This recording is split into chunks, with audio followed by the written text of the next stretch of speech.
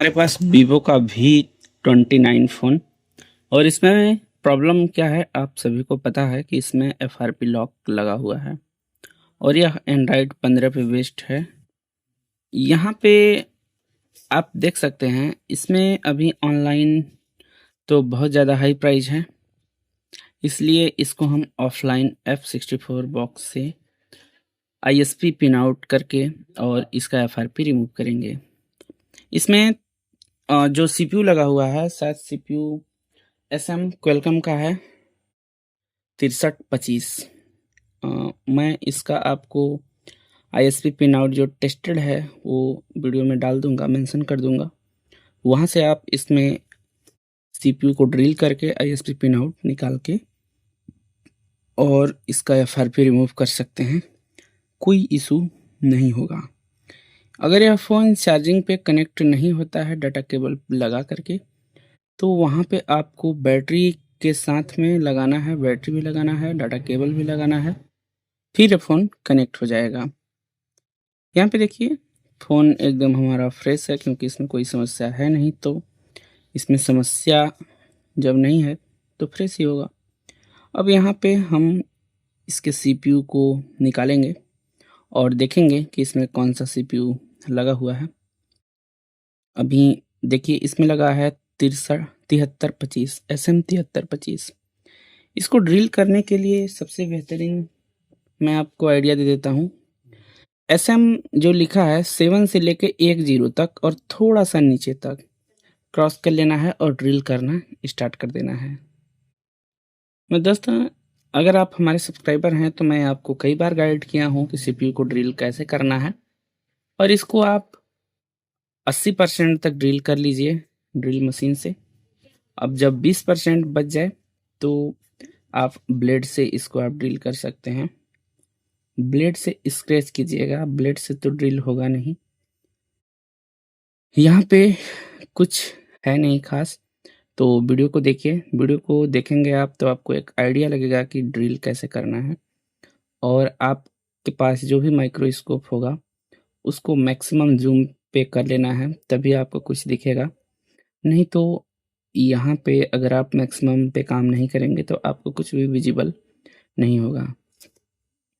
देखिए हमने यहाँ पे 95% ड्रिल कर दिया हूँ इससे ड्रिल मशीन से।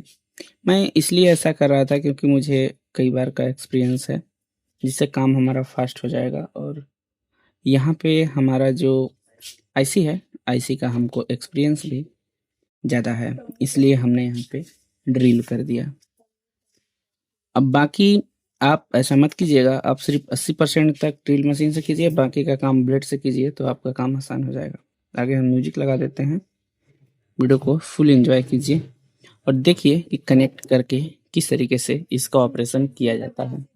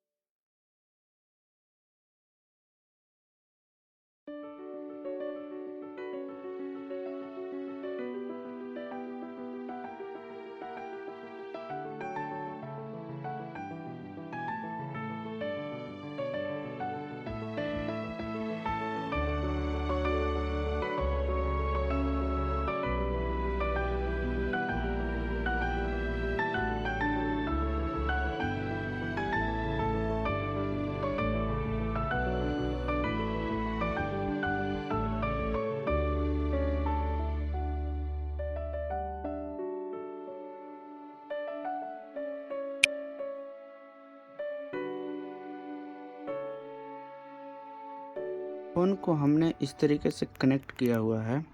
देखिए यहाँ पे हमने बैटरी को भी लगाया है और डाटा केबल को भी इंसर्ट किया है। विदाउट बैटरी यह फ़ोन कनेक्ट ही नहीं हो रहा था। करीब 1 घंटे परेशान होने के बाद यह फ़ोन फाइनली कनेक्ट हो पाया। और इसमें FRP था, FRP हमने रिमूव कर दिया है, नॉट एक्टिव है अभी। और हम इसको पावर डाउन करते हैं और हम अब फ़ोन को ऑन करके चेक करेंगे। ये वीडियो हम इसलिए बना रहे हैं क्योंकि अगर किसी का